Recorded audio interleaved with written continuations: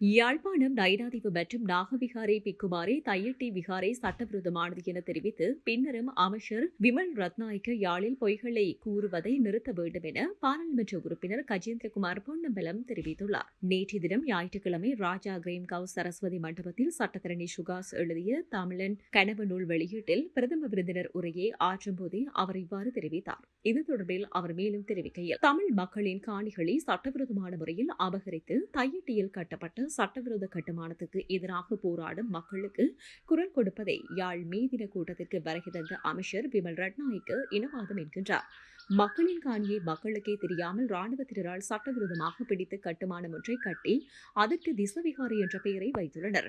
இந்த விகாரை சட்டவிரோதமான முறையில் தனியார் காணிகளை அபகரித்து கட்டப்பட்டுள்ளது என தெளிவாக நயினாதீவு விகாராதிபதியும் யாழ் நாக விகாராதிபதியும் ஏற்கனவே தெளிவாக கூறிவிட்டார்கள்.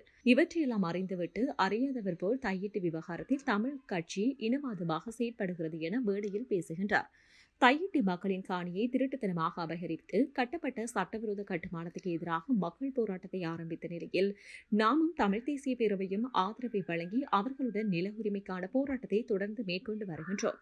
இதனை பொறுக்க முடியாத தேசிய மக்கள் சக்தியின் அமைச்சர் விமல் ரத்நாயக்க யாழ்ப்பாணத்தில் இடம்பெற்ற மேதின கூட்டத்தில் தையிட்டி காணி அளவீட்டை இனவாத தமிழ் தலைமைகள் குழப்புவதாக ஒரு கருத்தை முன்வைத்திருக்கின்றார்கள். மக்களின் காணியை அபகரிப்பதை மக்களிடம் திருப்பிக் கொடுக்க முடியாத அரசாங்கம் அதற்கு எதிராக மக்களுடன் சேர்ந்து போராடும் உண்மை இனவாதிகள் என்கின்றார்கள்.